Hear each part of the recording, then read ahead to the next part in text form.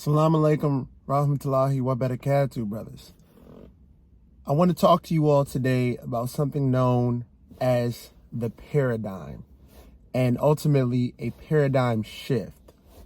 So I know you're probably looking at, if you've never heard the term, you're like, well, what is he talking about?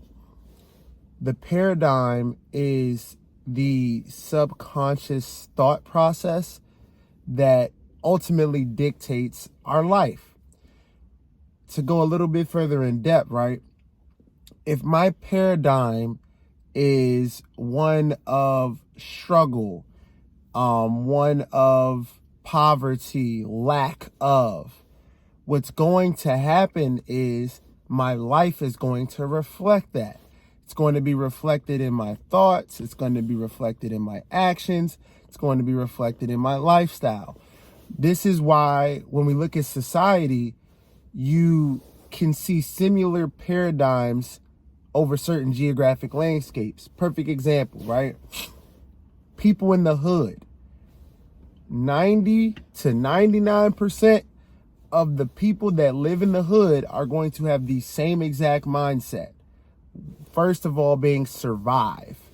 And that would be survival through any means necessary. This is why you see when people are put in certain situations, we all exhibit similar behavior. If you put an animal in a cage, it's going to go insane, essentially. It's going to act out of its normal nature because being caged is not its natural state that it's supposed to be in.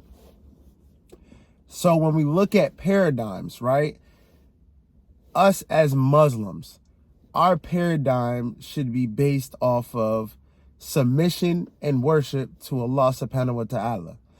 Now, does this mean that we're going to be perfect at it? Absolutely not. Does this mean that we're going to always accomplish the mission in terms of a daily basis? No, but we should strive for it, right? Just because failure is a possibility does not mean that we do not try. However, as me and all of you watching this know, oftentimes there are people that won't do something simply because of fear of failure. The fear of failure has paralyzed them or made them feel like their cause or goal is not worthy of attempting, which couldn't be further from the truth. Couldn't be further from the truth. So when we look at our personal paradigm, how do we identify it? Well, for one, we need to do some deep reflection. There has to be some form of self-awareness in order to understand, how do I think? What do I think? And why am I thinking it? So once again, starting from the first one, right? How do I think? As Muslims, we should always have a positive mindset. You do not want to be around somebody who has a negative mindset. I don't know if you've ever done it before, but it's like being around an energy vampire. As soon as something good happens, you can't even tell this person because they're going to suck the life right out of it. Hey, I just decided to go and get back into the gym this year. Oh, why'd you do that? It didn't work out last year. Oh, remember last time you went to the gym, you didn't lose the weight. You didn't put on the muscle. Oh, you got a promotion? Do you think you're ready for that? One of those things where every time you come with this new thing, they just pop it like a balloon, deflate all the air out of it. So we want to understand, how do we think? What is the premise of our thought process? And then we want to figure out, okay, why do I think that way?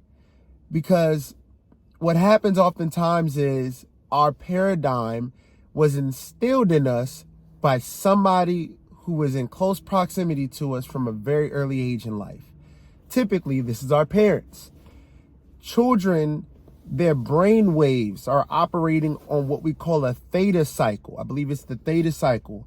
Of course, always fact check me, but I believe it's called the theta cycle when a child is within the first 7 to 8 years of life. And what the theta cycle is essentially the child is just on tape record mode. All they're doing is ingesting everything. They're a sponge, essentially. This is why you see children mimic behavior so quick. Oftentimes, they'll first start mimicking the parents. If the parents decide to put the child in daycare, they may pick up some habits at daycare. And this is ultimately why children are so malleable when it comes to their thought process and their approach to things in those early stages of life. So now you look at it from the standpoint of, okay, these children, or, and even us, most of us grew up in schooling in some form or fashion. So if I grew up, and me personally, I grew up in public school, only did 1 year in private school. I hated it. But if in that early stage where my brain waves are still in theta cycle, you're about 4 or 5 years old when you enter kindergarten, 6 years old when you're in first grade, second grade, you're now 8 years old. I think. I don't know if my math is right. I'm sorry, it might be 7. Nonetheless, though, you've got now 4 years that may have been spent with the birth parents, majority of that time if childcare wasn't used. But now you got a whole 3 where for practically 40 hours a week, somebody else is programming you or your child if you're a parent. And this is where now, after the child exits theta mode, they're going to just exhibit what they've downloaded, what they've witnessed, and then, ingested. So now we need to understand why we think the way we do. Is it because of my family? Is it because of my friends? Is it because the school system taught it to me? You know what I mean? And that isn't always necessarily a bad thing. I know when we think about programming, automatically thinking brainwashing. No. Don't think brainwashing. Simply think programming. Think of software, right? If you have software on a computer, that computer comes equipped with an original software that it runs. That's its operating system, right? And what happens is when they bring out an update, they need to update the software. You know what I mean? So now the operating system is different. So just like that, we as humans can change our paradigm. And I'm going to actually tell you today, it is imperative. It is required for you to change your paradigm if you want to make a massive change in your life. For example, if I've never worked out a day in my life and I've been overweight, obese, severely, morbidly obese, whatever you want to call it, if I've been out of shape, if I've got no muscles, and I've never been able to maintain consistency working out, I need a paradigm shift. So that means that for whatever amount of period in my life, I may not have seen the value in working out or had the mental capacity in order to stick it through long enough to see the results and the benefits. So what that means now is I need to have a paradigm shift so that mentally, first, before the physical, mentally, I see the importance of changing my life.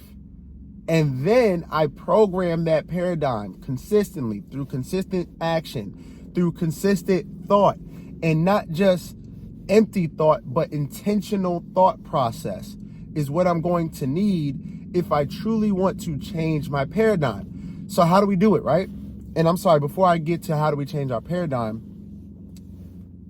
what do I think? So we've got the how. We got the how do I think. We've got the why do I think it. Now we go to the what, right? If you just over the course of a day, think about the things that you say to yourself and think about the actions that you do, it's going to reflect your paradigm. So if you go through an average day that you go through and you write out everything you do, there's going to be a common theme in there. It's going to be a common theme in there. I guarantee it.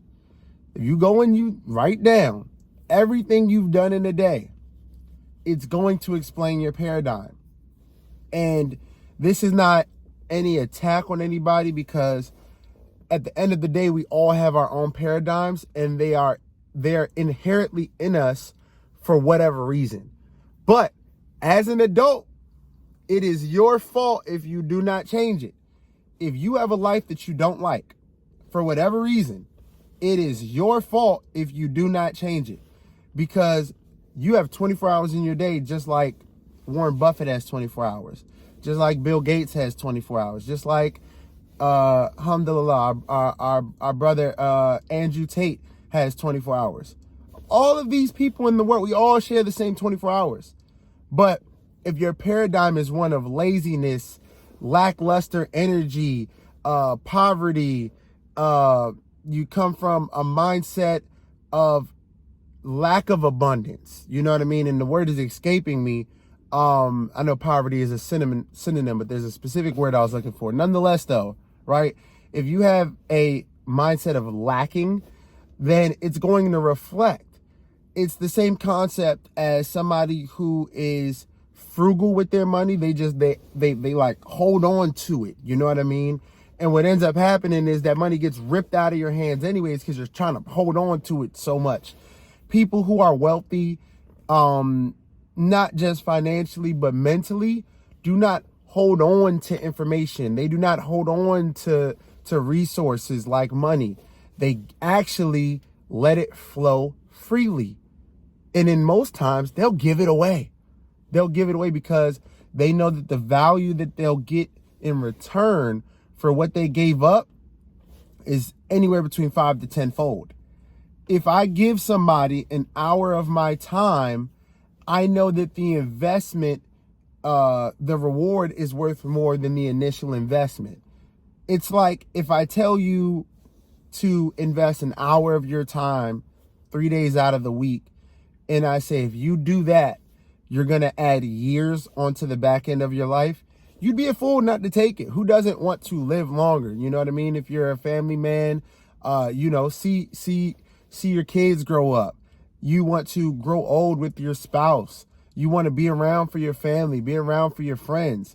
But if you have the wrong paradigm, not just physically, but mentally, you're not going to be able to grow. So, getting to the end point, right? How do we change our paradigm? We have to be active and we have to have intention behind it. Of course, Allah subhanahu wa ta'ala is the one that helps us change all things. But Allah said himself, I do not change the state of a people until they change themselves. And it's going to start with your mind. So what I recommend doing, and this is something that I had to do for myself, I had to realize where I am. What do I think about on a daily basis? And what result has that gotten me? And then think about where you want to be. And think about, what do the people that have what I want do every day and think about every day? And from that point, you want to emulate, not copy, but emulate. I say emulate because emulation is not an exact copy. There's going to be some slight discrepancies. But you want to emulate the behaviors and the mannerisms of those that have what you want. Perfect example. Always going to bring it back to the gym, right? If you see somebody who has the body you want and they're in the gym 3 to 5 times a week, you probably should get in the gym 3 to 5 times a week. It's just simple math. It's simple math. Just like you see wealthy people all the time, not just rich, but wealthy people. And, you know, they always get asked, how did you obtain your wealth? How did you obtain your wealth? Investment in themselves, in personal development. They invest their time and they invest their money. But it's never this immediate gratitude. Our society is microwave. Everybody's used to that instant gratification. No, if you want to amass a large change in your life, spiritually, mentally, physically, and financially, it's going to take time. Inshallah, you get there sooner than later, but you're going to have to be willing to put the time in, put the effort in, and actually put your head down and put the work in. All right. That's all I got for you guys today. Feel free to book a call with me if you'd like to learn more about how to shift that paradigm, get you where you want to be. And I'll see you all in your next one. Assalamu alaikum, rahmatullahi wa barakatuh.